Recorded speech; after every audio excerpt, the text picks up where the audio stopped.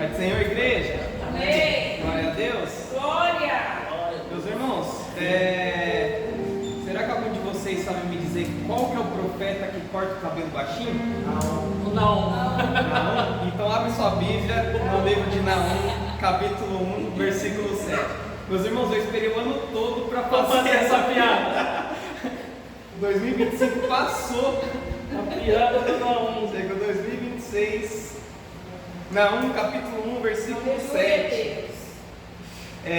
Estamos no panorama bíblico, profetas menores, aula 36, irmãos. Glória a Deus. Glória a Deus. Naum, capítulo 1, versículo 7 diz assim: o Senhor é bom, é uma fortaleza no dia da angústia e conhece os que confiam nele. Amém? Amém. Meus irmãos, em primeiro lugar, sonoplasta, se puder tirar o fundo para nós, Deus abençoe. Meus irmãos, o nome do livro, Naum, em hebraico, é a mesma pronúncia, Naum. Grego, é Naum, eu acho que é isso, tá, irmãos? Eu não sou muito bom de grego, não. Que significa consolação ou conforto, tá?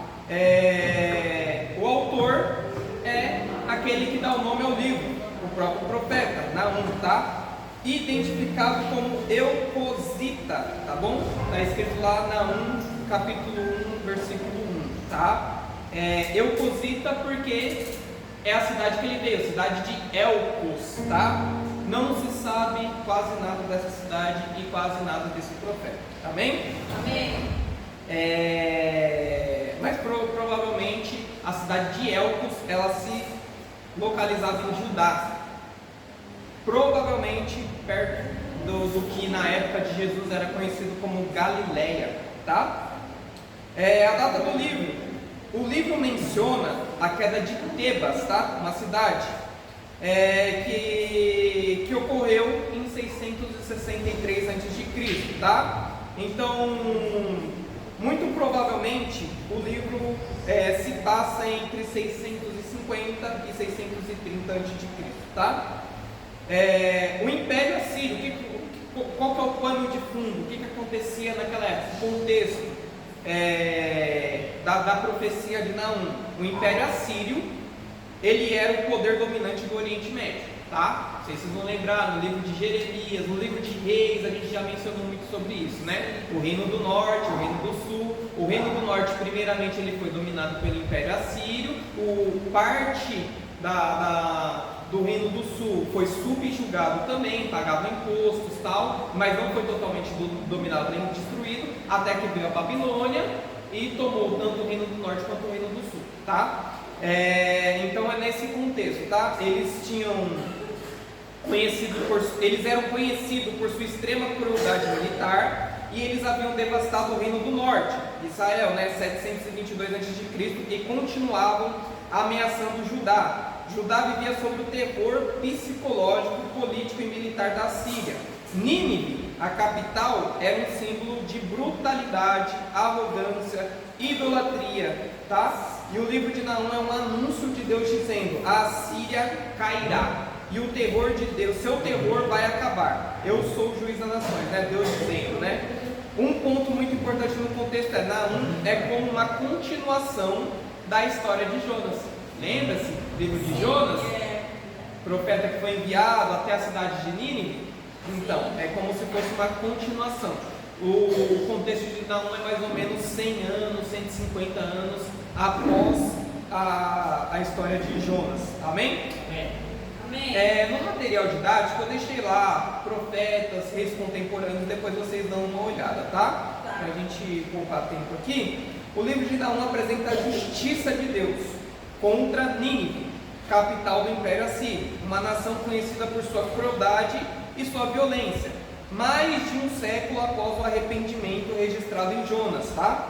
Nínive voltou ao pecado e à opressão, tornando-se novamente símbolo de arrogância. Na verdade, existem registros, estavam pesquisando, de que Nínive, 30 anos após a pregação de Jonas, mais ou menos, já estava voltando com as suas más práticas, tá? Mais ou menos 30 anos. Mas a profecia de Naum é entre 100 e 150 anos depois da profecia de Jonas, tá? Naum surge como mensageiro de Deus para anunciar que o juízo sobre essa cidade seria inevitável e definitivo. Ao mesmo tempo em que proclama destruição para Nínive, o livro traz consolo para Judá, que vivia sob a opressão da Síria. Assim, Naum mostra o caráter de Deus como vingador do mal e protetor do seu povo. A mensagem central é simples e profunda: Deus governa as nações e derruba o arrogante e liberta o oprimido, e é bom com aqueles que confiam nele. Isso lembra bastante o cântico de Ana, lá em Samuel, capítulo 2, né? Quando ela tem o seu filho Samuel, tá? Vamos ao panorama de Naum. Naum é um livro bem curto, 3 capítulos, tá? Então a gente vai conseguir entrar no detalhe de alguns versículos, tá? O capítulo 1 funciona como a abertura teológica do livro, tá? Antes de falar do juízo em si, Naum revela quem é Deus que julga. A queda de Nínive não é fruto apenas de guerras ou política, é obra direta da justiça divina, tá? Apesar de a gente ver na história que Nínive ela foi derrotada, foi destruída pela Babilônia, na verdade é Deus usando o exército babilônico. Amém? Babilônico, amém? O livro de Naum, ele começa semelhante ao livro de Miqueias, que foi o livro anterior que a gente viu. O profeta anunciando o poder de Deus, anunciando a manifestação de Deus, da mesma forma como foi lá em Êxodo capítulo 19. Deus se manifestando no monte, com raios, trovões, com chamas, com terremotos, com grandes sinais, prodígios e maravilhas. Amém? Então o livro de Naum, ele começa dessa mesma maneira, tá? Olha o que ele vai dizer: o Senhor é Deus zeloso, o Senhor é vingador, o Senhor cheio de ira, o Senhor toma vingança contra os seus adversários, reserva indignação para os inimigos. O Senhor é tardio em graça, mas grande em poder, jamais inocente ou culpado. O Senhor tem seu caminho na tormenta e na tempestade, e as nuvens são o pó dos seus pés. Ele repreende o mar, e ele faz secar e minguar todos os rios. Desfalecem Bazã e o Carmelo e a flor do Líbano. Ou seja, está falando que o poder de Deus é tão grande que desfalece os montes, os mares. Então, o tamanho é o poder de Deus. Então, o livro começa apresentando o poder de Deus, e também começa dizendo: Deus, nosso Deus é Deus zeloso, nosso Deus é Deus compassivo, mas todavia, porém, entretanto, nosso Deus, ele não deixa que a impiedade passe em branco. Por isso que o livro de Naum é um livro de juízo contra o Império Assírio, né? Mas necessariamente contra a grande cidade de Nínive, né? No versículo 1, né, como já falei, é bem interessante que algumas traduções mais antigas chama a profecia, né, de peso contra Nínive. Aqui na minha Bíblia, que é a Almeida Revista Atualizada, está falando sentença contra Nínive, mas algumas mais antigas vai dizer peso contra Nínive, tá? Peso contra Nínive, tá? É bem interessante isso daí, porque essa palavra peso é semelhante à palavra que Jesus fala, né? Tomai sobre vós o meu jugo, pois o meu fardo é suave, o meu jugo é leve, o meu fardo é suave. Então é bem interessante que a cidade de Nínive, que alguns anos atrás, que uma geração atrás, tinha se arrependido dos seus pecados, tinha jogado sobre Deus os seus pecados, o seu jugo, tinha jogado sobre Deus o seu jugo. Nessa nova geração, eles estavam confiando em si mesmos, então estavam com o jugo sobre eles mesmos. Então quem não aceita tomar o jugo de Cristo, toma o jugo do peso de Deus. É isso que ele está falando, peso do decreto, da sentença que virá sobre mim, tá?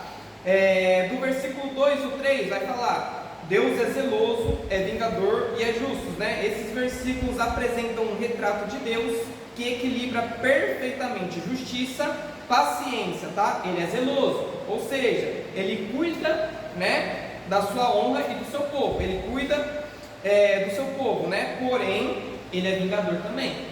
E ele, não no sentido humano, tá, irmãos? Mas no sentido de restabelecer a ordem moral, tá? Deus sabe se irá, nós não.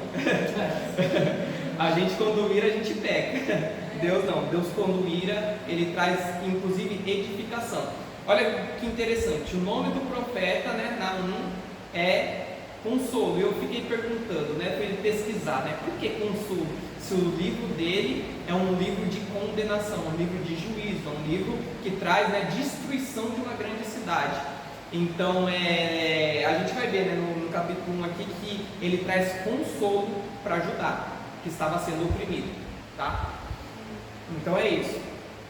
E vai dizer também que Deus ele é longânimo, tá? Mas não inocente o culpado. Aqui estabelece o princípio do livro. A Síria ultrapassou os limites da paciência divina. Eu gosto muito de uma passagem de Gênesis, quando Deus ele vai falar para Abraão, vai profetizar a Abraão sobre a terra que ele iria herdar, sobre a terra que a sua genealogia iria herdar. Então ele diz, a sua posteridade irá para o Egito, eles serão cativos no Egito, mas depois eu com o braço forte irei libertá-los, até para que eles tomem essa terra, mas essa terra não será dada como herança para eles até que a medida da iniquidade dos cananeus se encha. Ou seja, nosso Deus ele é longânimo, ele tem longanimidade, ele tem paciência para com os nossos pecados, para com os nossos erros, para com as nossas transgressões.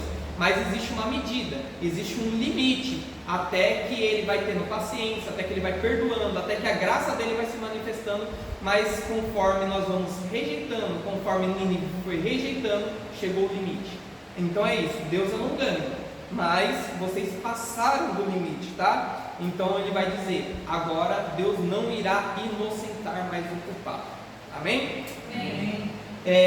Aqui como eu já disse, né, do versículo 4 até o versículo 6 vai falar da manifestação de Deus, né? O profeta usa imagens intensas da natureza, né? Mares se revolvem, rios secam, montanhas tremem, colinas se dissolvem, né? São descrições de uma teofania, lembrando a revelação no Monte Sinai. Assim como Deus se manifestou em fogo e tremor na entrega da lei, agora se manifesta para julgar Nínive. O contraste é claro, Sinai foi uma revelação para formar um povo, né? Formar aliança com o povo. E aqui é uma revelação para derrubar uma nação, né? Que não tem aliança com Deus.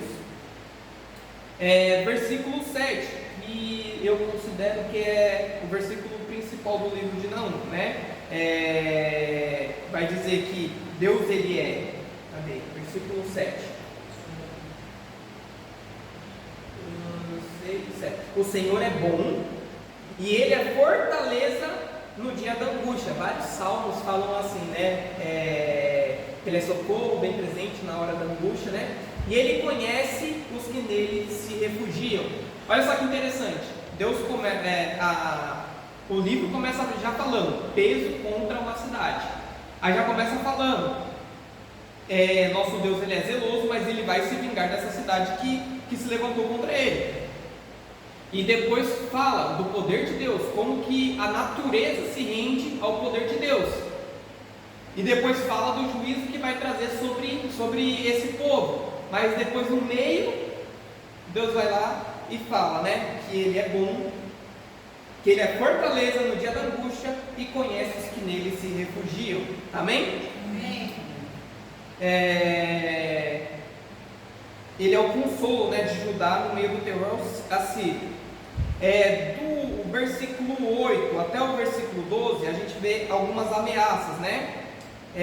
Nínive será destruída como uma inundação transbordante, referência literal à enchente que ajudou na queda da cidade, né? Para quem não sabe, a cidade de Nínive ela era cercada por montes, porém tinham rios que serviam como proteção para aquela cidade. Por isso que ela era uma cidade fortificada. Muitos exércitos que tentavam se levantar contra Nínive não conseguiam nem passar dos rios, não conseguiam nem passar das muralhas. Por isso que eles venciam muitas batalhas, tá? Então, a destruição de Nínive veio justamente daquilo que eles confiavam. Veio justamente daquilo que eles colocavam a fé deles, daquilo que eles depositavam a confiança deles. Veio das enchentes dos rios que derrubaram os muros deles, então os exércitos conseguiram invadir a cidade de Nínive e destruí-la, tá? E isso o profeta já estava profetizando antes disso, né? Como uma inundação transbordante, né? Um conspirador se levantou contra Deus, alguém arrogante e blasfemo, representando a postura do império assírio, né? Versículo 12 e o 13 fala sobre Deus cortar o jugo assírio de Judá, né? Para Judá o anúncio é libertador. A aflição não se repetirá e o jugo será quebrado e as correntes serão despedaçadas. Para a Síria fica claro que sua época de domínio chegou ao fim, tá? Versículo 14, Deus sentencia a total destruição da Síria, né? O seu nome será exterminado, os deuses serão destruídos e os reis não terão herdeiros que continuem a linhagem, né? É a morte cultural, religiosa e política da nação, né? Naquela época tinha algo que os poderosos queriam preservar, era a sua linhagem, era o seu nome, era a sua história, amém? Não é à toa que a gente vê até em muitas passagens bíblicas casais, famílias, mulheres que não conseguiam gerar, que não tinham filhos, se consideravam amaldiçoados. Por quê? Eles consideravam que era uma bênção, né? Você ter posteridade, você ter herança genealógica, você ter alguém que você deixou no mundo, né? Mas Deus ele já deixa essa sentença: não terá, seu nome será exterminado, os seus deuses serão destruídos e os reis não terão herdeiros que continuem a sua linhagem. Amém? Amém. E para mim também um versículo que eu acho muito lindo, que é do versículo 15, né? Vou até ler ele. Diz assim: eis sobre os montes os pés do que anuncia boas novas, do que anuncia a paz. Celebra as tuas festas, ó Judá, cumpre os teus votos, porque o homem vil já não passará por ti, ele é inteiramente exterminado. Olha só o que Deus está falando: celebre, Judá, faça seus votos, volte a fazer as suas festas. O que Deus está falando aqui? Judá, vocês vão poder voltar a cultuar. Tamanho era a opressão da Síria, de Nínive, sobre Judá, que eles não conseguiam mais cultuar. Para quem não conhece, a gente já viu isso nas aulas passadas, né, nas primeiras aulas, que quando Deus ele estabelece sua lei lá no Monte Sinai, ele estabelece datas de festividades, ele estabelece liturgia para o culto, ele estabelece dias que os povos desciam até o tabernáculo, desciam até o templo para festejar, para fazer as coisas. E aqui ele está dizendo o quê? Que o povo já não conseguia fazer isso. Tamanha era a opressão que o povo tinha. Então, assim, o povo já estava encerrando, assim, não tinha vontade mais de querer fazer essas... Então, não é nem que eles não tinham vontade, eles queriam fazer, só que a Síria não permitia que eles faziam. É como se fosse, vamos lá, algo que aconteceu conosco. Pandemia, o governo mandou fechar as igrejas. É isso. Entendeu? Então a gente queria cultuar, a gente queria ter nossas festividades, a gente queria adorar o nosso Deus, mas as igrejas estavam fechadas por causa de decretos. Era isso. O povo estava cativo na sua própria terra.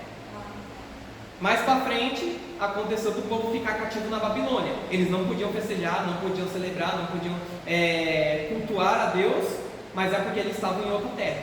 Mas nessa época, eles não conseguiam cultuar mais, porque os opressores estavam oprimindo a eles, tá?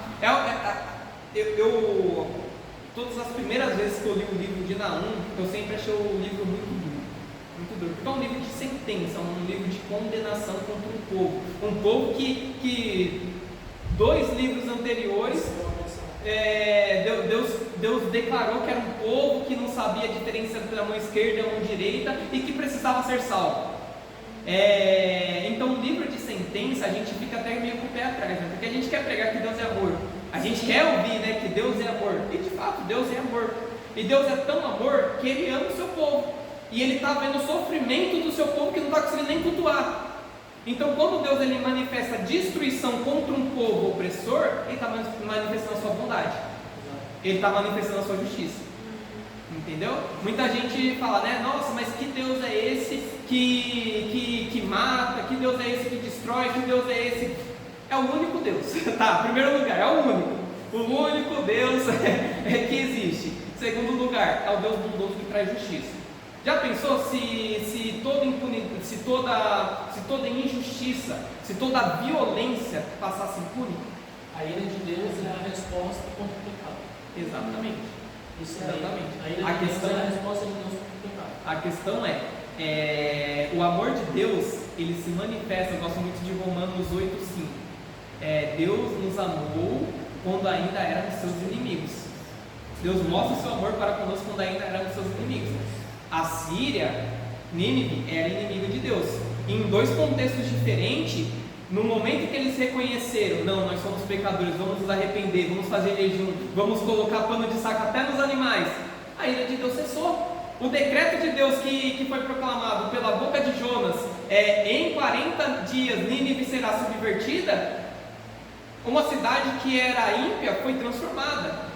Então é esse o poder do Evangelho, é esse o poder da graça de Deus, é transformar pecadores, pessoas violentas, em pessoas voltadas a Deus. Porém, o coração humano é duro. O coração humano é um coração de pedra. E aqueles que não se rendem, aquele que como já foi falado, né, é bem interessante, a primeira palavra do livro, né, sentença em algumas traduções e outras peso, né, aqueles que não jogam o seu peso sobre Cristo e tomam o jugo de Cristo e querem carregar o seu próprio jugo, vão receber a sentença, vão receber a ira de Deus. Amém? Sim. Então, esse versículo é muito lindo, porque ele diz: eis sobre os montes os pés dos que anunciam boas novas. Lembra? Eu já preguei, eu acho que umas 2 vezes sobre isso daqui, que é Isaías 52 e Romanos 10 fala essa mesma passagem. Eis sobre os montes os pés daqueles que anunciam as boas novas. O que são as boas novas? O Evangelho. O Evangelho, a palavra Evangelho significa boas novas. Então assim, aquele que traz a paz, né? Que anuncia as boas novas, que anuncia a paz. Aí o que são as boas novas? Judá, você vai poder celebrar. Judá, você vai poder adorar o seu Deus. Judá, você vai poder cantar mais uma vez. Por quê? O seu opressor não é seu inimigo, é inimigo de Deus. É ele quem vai pelejar. Ainda que o seu exército não dê conta do exército assírio, o nosso Deus é o Deus que julga a nossa causa. Amém? Amém. Então, do capítulo 2, o livro de Naum, ele é bem interessante, que ele se divide praticamente em 2 partes. O capítulo 1, ele anuncia o decreto, mas também traz essa parte de consolo para ajudar. O 2 e o 3, ele entra mais na destruição de Nínive. Amém? Amém. Então vai ter a queda de Nínive descrita em detalhes. Versículo 1, a cidade é alertada ao som da ironia profética, né? Guardem as fortalezas, fortaleçam-se, né? Mas de nada irá adiantar, tá? Versículo 2, a restauração de Israel é mencionada em contraste direto com a queda da Assíria.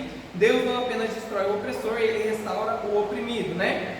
Versículo 3 e versículo 4, a descrição das cores, né? Os seus escudos são vermelhos, soldados vestidos de escarlate sugerem intensidade e sangue, né? Os carros movem-se com rapidez, reluzindo como tochas, produzindo terror. Aqui está falando do exército da Babilônia, tá? Tá mencionando o exército da Babilônia como se fosse um exército sobrenatural. Eles vestem vermelhos, os carros deles são mais velozes do que isso. É bem interessante como a poesia do profeta dá uma exaltada nos exércitos babilônicos, tá? Versículo 5, versículo 6 vai falar: os comandantes assírios tropeçam, correm, tentam restabelecer defesas, e as comportas dos rios se abrem e as águas invadem a cidade, exatamente como ocorreu historicamente quando o Tigre transbordou. Lembra do rio Tigre, que é mencionado lá em Gênesis? Lá em Gênesis, se eu não me engano, capítulo 2, era um dos rios que cercavam o Éden, tá? O rio Tigre, que era um dos rios que trazia mais prosperidade, mais frutividade sobre aquela terra mediterrânea, era um rio que cercava a cidade de Nínive, tá? Então ele transborda e isso abre as comportas da cidade, tá? Isso abriu brechas nas muralhas, acelerou o colapso, tá? Do versículo 7 até o versículo 10 vai falar que Nínive é saqueada, né? A cidade é personificada como uma rainha levada cativa chorando, e as reações são descritas com um realismo humano, né? Corações se derretem, joelhos tremem e os rostos se empalidecem, né? O saque é total, prata, ouro, tesouros, riquezas acumuladas ao longo de séculos são levados, tá? Era uma cidade que era muito rica, que acumulou muito disso e tudo isso foi saqueado.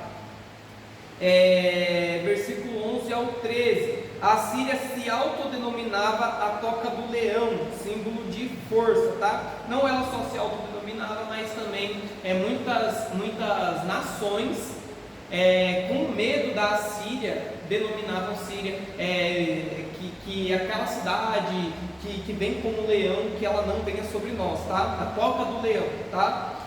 Naum ridiculariza isso, né? Onde está o leão agora? Onde está a sua toca? Tá? Versículo 11, versículo 12, versículo 13 vai falar sobre isso. O rugido arrogante da Síria é silenciado, Deus declara: eu estou contra ti, né? Esse é o golpe final, quando Deus se opõe, não há defesa. Capítulo 3, irmãos, a gente vai ver do versículo 1 até o versículo 4 acusações diretas contra Nínive, né? A cidade é chamada de cidade sanguinária, cheia de enganos, cheia de violência, prostituta, sedutora e praticante de feitiçarias, tá? Essas imagens mostram sua corrupção moral, espiritual e política. Era um império que cresceu pela espada e pela mentira e pelo terror. Versículo 5, versículo 6, versículo 7, Deus expõe a sua vergonha, né? Deus declara que levantará a saia, né, de Nínive, né, e exporá sua nudez, linguagem forte, né, usada para revelar sua vergonha pública. As nações a verão e se horrorizarão, e a cidade que fez todos tremerem agora será desprezada. Versículo 8, 9 e 10 vai falar da comparação com Tebas, tá? Tebas, nações fortes, bem protegida, caiu diante da Síria. Se Tebas caiu, Nínive também cairá, porque sua arrogância não a salvará. É um argumento histórico. A Síria já viu grandes cidades ruírem, porque ela seria a exceção, né? E versículo 11, 12 e 13 vai falar sobre a fraqueza dela exposta, né? Nínive tremerá, beberá do cálice da ira e cambaleará, né? Suas fortalezas se mostrarão frágeis como figos maduros, caindo ao menor toque. E seus guerreiros serão como mulheres, né? Isso quer dizer, né? São incapazes de defender a cidade. Versículo 14, 15, 16 e 17 fala sobre eles tentando se preparar, né? A cidade tenta reforçar muralhas, estocar água, preparar tijolos, mas tudo é inútil, porque o julgamento não é apenas militar, é o julgamento divino, né? Eles não estão simplesmente enfrentando o exército babilônico, estão enfrentando os enviados que Deus enviou, né, para trazer esse juízo sobre eles, né? E os líderes fugirão como gafanhotos, quando faz calor, pousam, e quando esfria, voam e desaparecem, né? Está falando que os líderes irão fugir, né, na covardia mesmo, né? O que era para ser uns líderes, generais, militares terem coragem, eles irão fugir como um gafanhoto foge. E o fim, né, sem cura, né? Os pastores dormem, símbolo de liderança morta, apática e ausente, né? E a ferida de Nínive é incurável. Todos celebram a sua queda, porque todos sofreram sob sua crueldade. O livro termina com silêncio, não há esperança para Nínive, e a justiça chegou e foi completa, né? Eu queria até ler o último versículo de Naum. Olha só. Não há remédio, versículo 19, não há remédio para a tua ferida, a tua chaga é incurável. Todos os que ouvirem a tua fama baterão palmas sobre ti, porque sobre quem não passou continuamente a tua maldade. Olha que interessante, semelhante ao livro de Jonas, o livro de Naum, ele termina com uma pergunta. O livro de Jonas termina com uma pergunta para o profeta, que na verdade é para nós, mas aqui na verdade é uma pergunta para a impiedade, né? Sobre quem não passou continuamente a tua maldade. Então por isso não há remédio para a tua ferida. Por isso a sua chaga é incurável. E a todos os que ouvirem a tua fama baterão palma sobre ti. Bater palma naquela época é diferente de hoje, tá? Hoje a gente aplaude coisas boas. Naquela época, bater palma era quando havia alguma calamidade. Amém, irmãos?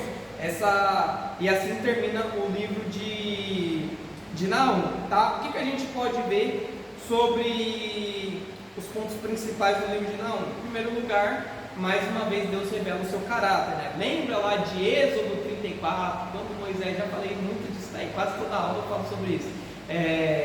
Quando Moisés pede que Deus, pede para ver a face de Deus fala, passarei a minha bondade diante de ti, e aí Deus fala, manifesta seu caráter, né? Então Naum inicia apresentando Deus como justo, zeloso, vingador, longânimo e bom. É bem parecido com a descrição que tem lá em Êxodo 34. Mas o juízo não nasce do acaso, mas do caráter santo de Deus. A profecia afirma que Deus não é inocente culpado e que sua manifestação abala a criação, mostrando que o julgamento não é apenas humano, mas teofânico, tá?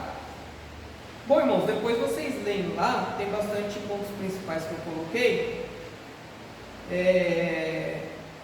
O que aponta para Cristo, tá? Eu acho bem interessante, né, o capítulo 1, versículo 7, né? Assim como não apresenta Deus como fortaleza para os que nele confiam, Cristo, né, é o nosso refúgio, Cristo é a nossa pedra angular, é onde a gente se refugia, tá, irmãos? Eu gosto muito do começo do livro de Naum, né? Peso, né? Eu acho bem interessante, aponta para Cristo sobre não a gente carregar o nosso próprio jugo, não o nosso próprio peso, mas sim o de Cristo, enquanto Ele leva sobre si todas as nossas dores, todos os nossos pecados, todas as nossas iniquidades. É a gente parar de querer confiar em nós mesmos, né? Não, eu consigo, eu dou conta. Foi o erro de Nínive. Confiou nas suas fortalezas, confiou no dinheiro, confiou no seu poder, confiou no seu exército e não confiou em Deus. E é uma nação indesculpável, não é uma nação que não chegou à palavra de Deus. Mais do que isso, Deus enviou um profeta até ele, na boca do peixe, e mesmo assim eles receberam a palavra por um tempo e depois abandonaram a palavra. Lembra bem da parábola do semeador, né? Jesus vai falar da parábola do semeador. Uma parte caiu nas pedras, outras sobre os espinhos, outras não criaram raízes. Jesus vai falar sobre isso, né? Que outras foram tomadas pelas aves. Então, assim, algumas pessoas recebem a palavra de Deus com avidez, mas as distrações do mundo a fazem se esquecer da palavra. Amém? Amém. Tem bastante coisa lá no material, depois vocês dão uma olhada, tá, irmãos? E bem interessante também, né, como já foi falado, capítulo 1, versículo 15 também, sobre as boas novas, né? O mensageiro que anuncia paz, libertação, aponta para o Evangelho. Quão formosos são os pés do que anunciam as boas novas. Se vocês forem ler Romanos 10, 15, está lá. É uma mensagem bem missionária, é uma mensagem bem evangelística, tá? Assim como Judá recebeu boas novas da queda do seu opressor, Cristo proclama boas novas que libertam da opressão do pecado e da morte, tá? E também bem interessante que o juízo sobre Nínive, eu acho que eu vi um paralelo bem interessante com o próprio Apocalipse, tá? A gente lê, tem gente que tem medo do livro do Apocalipse, porque assim, é bastante destruição, é bastante calamidade, vai ter bastante, como o próprio Cristo já disse, né? Será grande tribulação como nunca houve antes, terá uma grande tribulação, então será um período de grande calamidade, e a gente se entristece por isso? Não, vai dizer que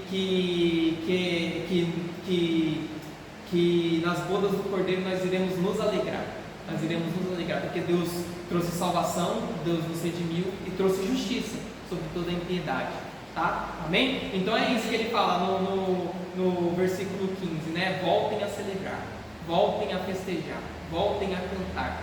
Então nós cremos que apesar de haver grandes tribulações, apesar de haver grandes violências, apesar de haver grandes coisas ruins que acontecem, o dia mal vem, nós cremos que nosso Deus está com as mãos, nada foge das mãos do nosso grande Deus, amém? E Ele, assim como Ele nos salva, assim como Ele nos dá condições de voltar a louvar, voltar a adorar, voltar a celebrar a presença dEle, Ele também trará justiça sobre toda a maldade do mundo, amém? Depois vocês veem lá, tem bastante referência cruzada, tá? Tem bastante, eu coloquei também as passagens mais conhecidas do livro de Naum, e vamos finalizar. O livro de Naum encerra-se com uma declaração poderosa da justiça de Deus contra a violência e a arrogância e a opressão representadas pelo Império Assírio, e especialmente por Nínive. Ao longo da profecia, o Senhor é revelado como aquele que vê profundamente as ações das nações, pesa seus efeitos e intervém no tempo devido. A queda de Nínive não é apenas um evento histórico anunciado antecipadamente, mas um testemunho do governo soberano de Deus sobre todos os povos e impérios, por mais fortes e invencíveis que pareçam.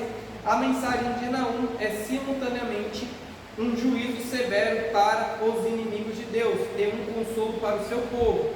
Enquanto a Síria se ergue como símbolo de crueldade, dominação impiedosa, Judá recebe a notícia da derrota de seu opressor como uma boa nova, né? Eis sobre os montes os pés do que anuncia as boas novas, né?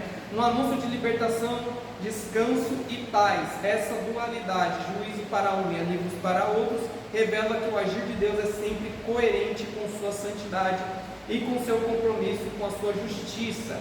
Naum nos lembra que Deus não é indiferente à maldade dos poderosos, nem permanece calado diante da injustiça sistemática. O profeta destaca que, embora o Senhor seja tardio em irar-se e grande em poder, ele não inocenta o culpado. Sua paciência não é passividade, tá? E é oportunidade. Sua intervenção, quando vem, é definitiva, irresistível e totalmente justa, tá? Ao final o livro reafirma que nenhum império humano, por mais sólido que pareça, pode resistir ao juízo de Deus, quando suas estruturas estão fundamentadas na violência, idolatria, orgulho. A história de Nínive torna-se então um lembrete permanente. Deus governa sobre as nações, protege seu povo, confronta o mal e cumpre fielmente sua palavra. É um chamado à confiança plena no Senhor como verdadeiro defensor, juiz e salvador.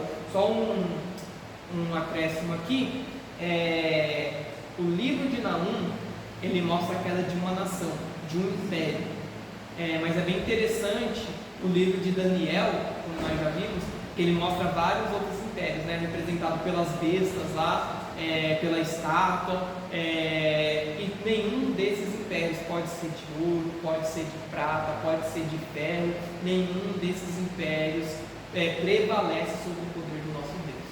Pode ser o ministro da justiça, pode ser o presidente dos Estados Unidos, pode ser qualquer império, nenhum deles é páreo para o nosso Deus.